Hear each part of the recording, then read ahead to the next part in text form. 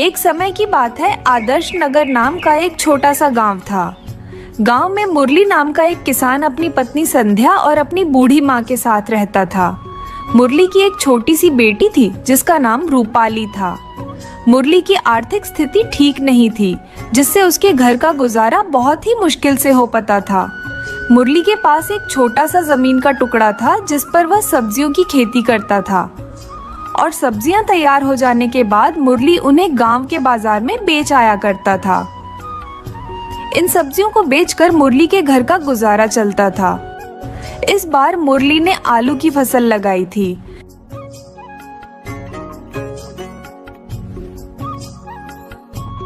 अरे ओ भाग्यवान, तुम देख रही हो ना, इस बार हमारे आलू की फसल की पैदावार काफी अच्छी हुई है। हमारी आलू की फसल को देखकर ऐसा लग रहा है कि इस बार तो काफी अच्छा मुनाफा होगा। हाँ जी, आप ठीक ही कह रहे हैं। इस बार तो हमारे आलू की फसल की पैदावार काफी अच्छी हुई है। बस हमें फसल की कटाई की तैयारी बहुत जल्दी कर लेनी चाहिए। इस बार जब पैसे आएंगे तो हम अपनी बिटिया का दाखिला एक अच्छा स्कूल में करवाएंगे और थोड़े बहुत पैसे बचाकर घर के छत की मरम्मत भी करवा लेंगे, क्योंकि छत से पानी टपकता है और घर में रखे सारे सामान गीले हो जाते हैं। हाँ संध्या, तुम ठीक ही कह रही हो। हम अपनी बेटी का दाखिला अच्छे स्कूल में ही करवाएंगे। हमारे पास कुछ नहीं है, मगर कम से कम हम अपनी बेटी को एक अच्छा जीवन देने की कोशिश तो कर ही सकते हैं। और थोड़े पैसे जब बच जाएंगे तो हम अपने घर के छत की मरम्मत करवा लेंगे। अरे मुरली, तुम दोनों यहाँ खेत के बीच खड़े होकर आखिर कौन सी बातें कर रहे हो? अरे कुछ नहीं सरजू भाई, बस हम अपने आलू के फसल के बारे में बता रहे हैं जो इस बार बहुत अच्छी हुई है। हाँ मुरली भाई, ये बात तो सही है कि तुम्हारी आलू की फसल इस बार बहुत अच्छी है। मुझे तो ऐसा लग रहा है कि इस बार तुम्हें दुगना मुनाफा होने वाला है। लगता है इस बार तुमने दिल लगाकर बहुत मेहनत की है। मुरली भाई, अगर तुम्हें इस आलू की फसल बेचनी होगी तो मुझे कहना। शहर में मैं एक ऐसे इंसान को जानता हूं जो तुम्हारे इस फसल के बदले अच्छी कीमत देगा। अगर तुम्हारा मन हो तो मैं तुम्हें उससे बात करवा सकता हूं। हाँ सरजू भाई, क्यों नहीं, आप मुझे उनका नंबर दे दीजिए। अच्छा तो ठीक है, मैं शाम को तुम्हारे घर आता हूं। वे लोग हंसी खुशी बातें ही कर रहे थे, तभी जोरों की हवा चलने लगती है और हवा के साथ साथ जोरों से बारिश होने लगती है।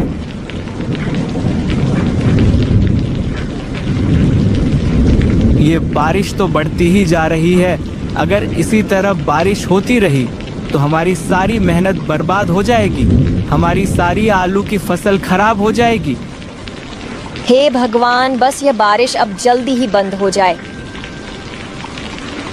गांव के सभी किसान अपने फसल खेत में ही छोड़कर वहां से निकल जाते हैं।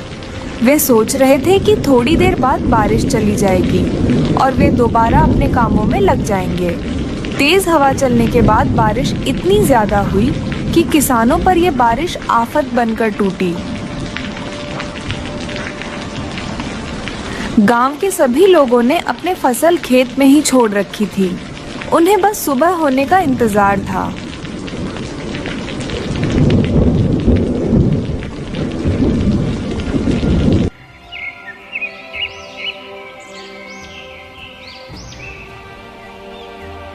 सुबह होते ही सारे किसान अपने अपने खेतों में पहुंचे तो वहां का नजारा देखकर वे सारे किसान दंग रह गए। तेज बारिश के कारण सभी किसानों की फसल बर्बाद हो गई थी।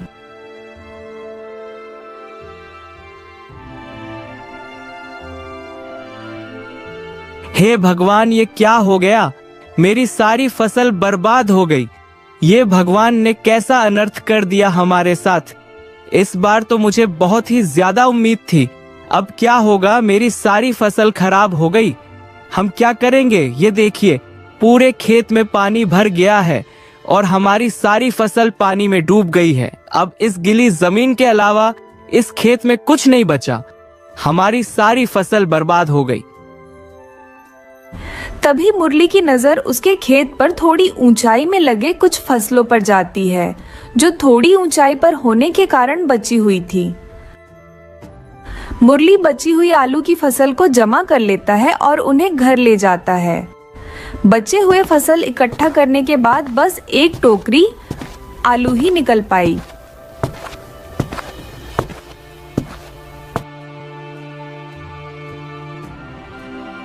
हमने अपनी फसल पर कितनी मेहनत की थी, मगर इस बारिश ने सब कुछ खत्म कर दिया। बस इतने ही आलू बच्चे हैं और इतने से आलू में क्या होगा? आखिर ये थोड़े आलू कितने दिन चल पाएंगे?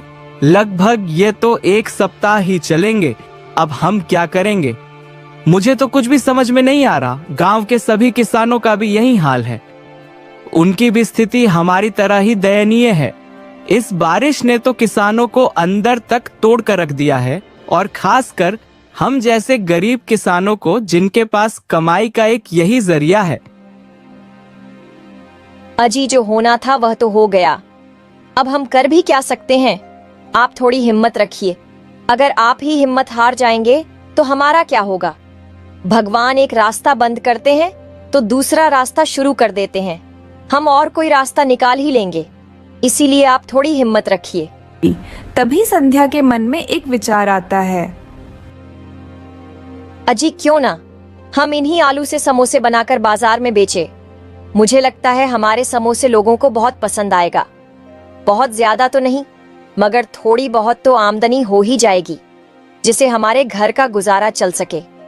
इस समय बारिश हुई है और मौसम अब भी अच्छा है, तो लोग गरम गरम समोसे खाना पसंद करेंगे। संध्या, तुम तो ठीक ही कह रही हो, मगर इससे क्या हमारी जरूरत पूरी हो जाएगी? अजी, हमें एक कोशिश करके तो देखना ही चाहिए। शायद हमारी मेहनत सफल हो जाए। अच्छा तो ठीक है, भाग्यवान, हम कल से ही समोसे बनाकर बाजार में बेचना शुरू करते हैं। और वैसे भी तुम तो बहुत ही स्वादिष्ट समोसा बनाती हो। मुझे विश्वास है कि लोग इन समोसे को जरूर पसंद करेंगे।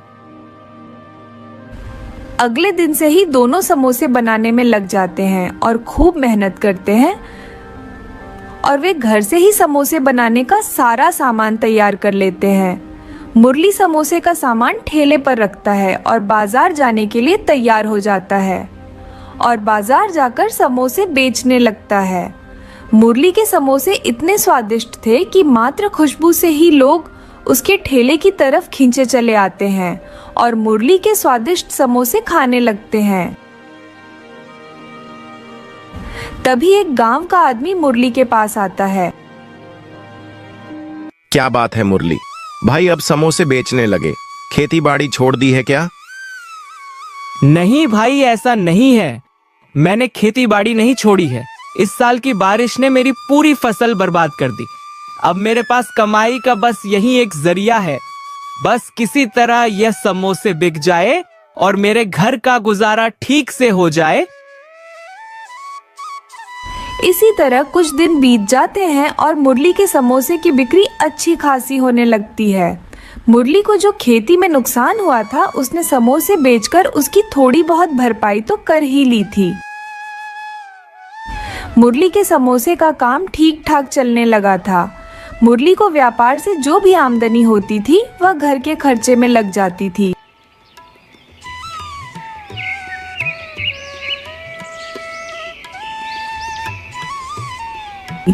मुरली को समोसे के सामान के लिए पैसे की जरूरत थी। यही सोचकर मुरली बहुत परेशान था। मुरली को परेशान देख उसके पास गांव का एक आदमी आता है।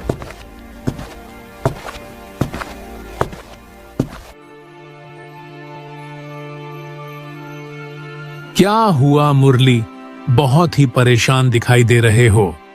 क्या बताऊं, लाखन भैया बाढ़ के कारण मेरी सारी फसल खराब हो गई और बहुत ही ज्यादा नुकसान हो गया। अब किसी तरह मैंने समोसे का काम शुरू किया है, तो अब समोसे का सामान जुटाने के लिए मेरे पास पैसे नहीं हैं। समझ में नहीं आ रहा कि पैसे का जुगाड़ कैसे करूं।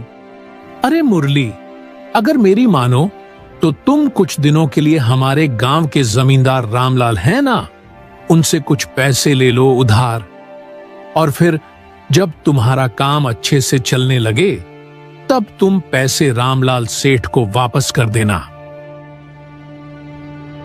मुरली लखन की बात से सहमत हो जाता है और वह सेठ रामलाल के पास कर्ज लेने के लिए चला जाता है।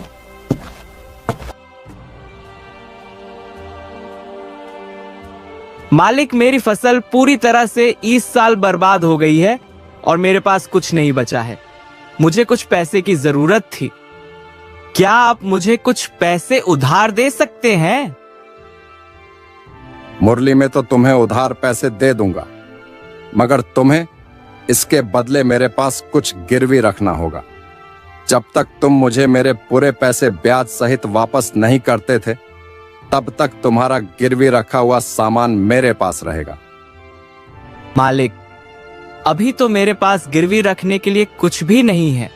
मेरी तो पूरी फसल बर्बाद हो चुकी है, तो मैं आपके पास क्या गिरवी रखूं? कृपा करके आप मुझे ब्याज पर ही पैसे दे दीजिए। क्या मुरली, तुम्हारे पास कैसे कुछ नहीं है? तुम्हारे पास तुम्हारी जमीन तो है, तुम वही मेरे पास गिरवी रख सकते हो। मालिक, मेरी जमीन ही मेरे लिए सब कुछ है, और अगर इसके अलावा कोई चारा नहीं है तो मैं अपनी जमीन आपके पास गिरवी रखने के लिए तैयार हूं। मुरली ने ब्याज पर जमींदार से पैसे लेकर समोसे बनाने का सामान खरीदा और फिर से अपना व्यापार शुरू किया।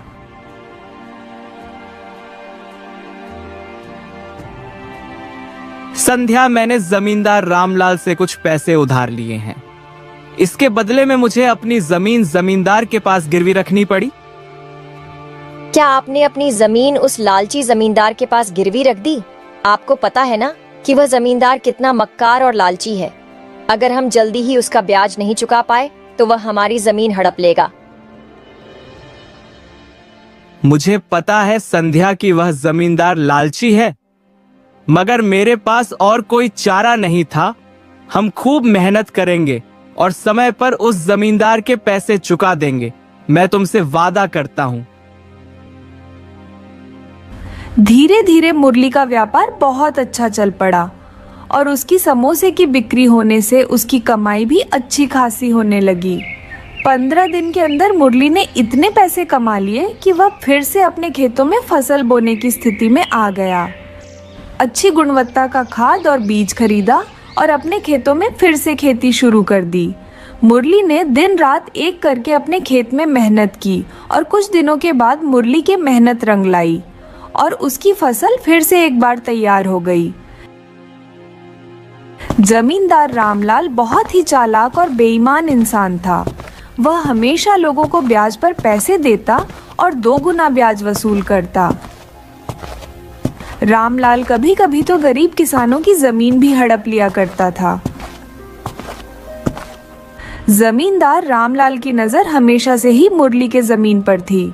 वह किसी भी तरह मुरली की जमीन हड़पना चाहता था। उसने एक दिन मुरली को बर्बाद करने की योजना बनाई और अपने आदमियों को भेजकर मुरली के खेतों में कुछ गायें छोड़ दी ताकि वह मुरली की फसल को बर्बाद कर सके। मुरली जब रात में अपने खेतों की रखवाली करने गया तब उसने देखा कि उसकी फसल में कुछ गाय घुसी हुई है और उसकी फसल को बर्बाद कर रहे हैं। उसने अपने खेतों से गायों को हटाना शुरू किया। गायों ने भी ज्यादा फसल बर्बाद नहीं की थी क्योंकि समय रहते मुरली ने उन्हें खेत से निकाल दिया था। गायों का शोर सुनकर संध्या भी वहां तुरंत ही पहुंच जाती है और खेतों की ऐसी हालत देखकर मुरली से कहती है,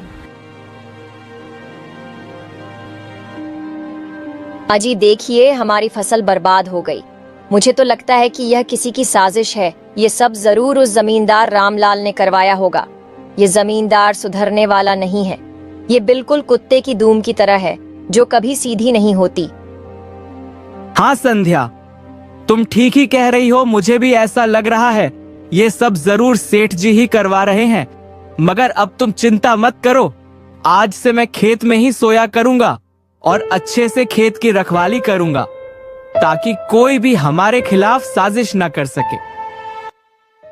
मुरली ने अपने आप से एक वादा किया कि अब वह अपने खिलाफ किसी को भी साजिश में कामयाब नहीं होने देगा और अपने खेतों की रखवाली अच्छी तरह से करेगा ताकि वह अपने फसलों को बर्बाद होने से बचा सके।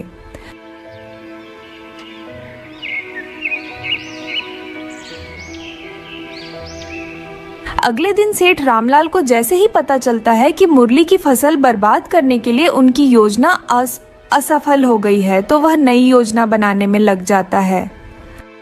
इस मुरली को तो मैं बड़ा ही कमजोर समझ रहा था, मगर ये तो बड़ा तेज निकला। लगता है अब तो कोई दूसरी तरकीब सोचना ही पड़ेगी। कुछ दिनों बाद जमींदार अपने हाथ में मिलावटी दवाइयों की पोटली लेकर मुरली के खेतों में जाता है। जमींदार उन जहरीली दवाइयों का छिड़काव करके मुरली की फसल को बर्बाद करना चाहता था। जैसे ही जमींदार उन जहरीली दवाइयों का फसलों पर छिड़काव करने जाता है तो संध्या उसे वहां देख लेती है। संध्या पहले से ही ताक में थी। वह जानती थी कि जमींदार जरूर दोबारा उसकी फसल को बर्बाद करने आएगा। ये फिर से आ गया हमारे खेतों की फसल को बर्बाद करने के लिए। लगता है इसको सबक सिखाना भी पड़ेगा। अभी बताती हूँ इसको। इसलिए वह पहले से ही अपने खेतों पर नजर रखे हुए थी। संध्या जमींदार को पीछे से जोरदार का डंडा मारती है। डंडा पड़ते ही जमींदार तुरंत से जमीन पर गिरकर बेहोश हो जाता है। फिर संध्या जल्दी से शोर मचाती है और सारे गांव वालों को बुलाती है। गांव वालों के आ जाने के बाद संध्या सभी को जमींदार के बुरे मंसूबों के बारे में बताती है। देखिए गांव वालों, ये जमींदार हमारे फसल को बर्बाद करने आया था। ये हमारी फसल में जहरीली दवाइयां मिलाने आया था। इन दवाइयों का छिड़काव करने से हमारी फसल खराब हो जाती और हम इस जमींदार के पैसे वापस नहीं कर पाते और ऐसी स्थिति में यह हमारे खेत हड़प लेता है। गांव वालों ने देखा कि जमींदार के हाथों में सच में एक जहरीली दवाई की पोटली थी जिसे वह मुरली के फसलों को बर्बाद करना चाहता था। सेठ रामलाल, तुम्हारी हिम्मत कैसे हुई? मुरली के फसल को बर्बाद करने की तुम्हें शर्म आनी चाहिए ऐसी हरकत करते हुए। यह सेठ बहुत ही लालची है। यह हमेशा से ही गांव वालों का फायदा उठाने की कोशिश करता है, मगर आज इसकी असलियत सबके सामने आ गई है। रामलाल, हमने तुम पर कितना भरोसा किया था और तुमने हमारे भरोसे को तोड़ दिया और उसका गलत फायदा भी उठाया। हम लोग जानते हैं कि मुरली ने अपने खेत पर दिन रात एक करके पसीना बहाया है और यह एक बहुत ही मेहनती इंसान है और तुमने इसके साथ गलत करने की कोशिश की है। तुम तो गांव में रहने के लायक नहीं हो। गांव वालों, मुझे माफ कर दो। मैं लालच में अंधा हो गया था और इतनी बड़ी गलती करने जा रहा था। मुरली, मुझे माफ कर दो। मैं तुम्हारे खेतों के लिए लालची हो गया था। मैं तुमसे वादा करता हूँ अब से ऐसी गलती कभी नहीं होगी। सेठ जी, आपकी माफी पर हमें कोई भरोसा नहीं है। हमें अपनी मेहनत और ईमानदारी पर भरोसा है। अब हम आपसे कभी भी उधार नहीं लेंगे और ना ही कभी आपकी चालाकी का शिकार बनेंगे। अब रामलाल की सच्चाई सारे गांव वालों के सामने थी।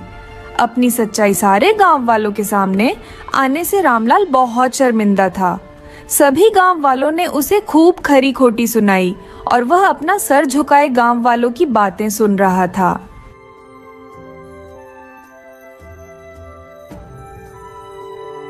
मुरली ने अपने खेतों की फसल को बेचकर सारा पैसा एकत्रित कर लिया और कुछ ही दिनों में मुखिया के सारे पैसे ब्याज सहित लौटा दिया। इस तरह से मुरली की मेहनत और सच्चाई ने उसका खेत वापस दिला दिया और वह अपने परिवार के साथ खुशहाल जीवन बिताने लगा। सेठ रामलाल के चालाकी और मक्कारी के बावजूद मुरली ने अपनी मेहनत और सच्चाई से जीत पाई।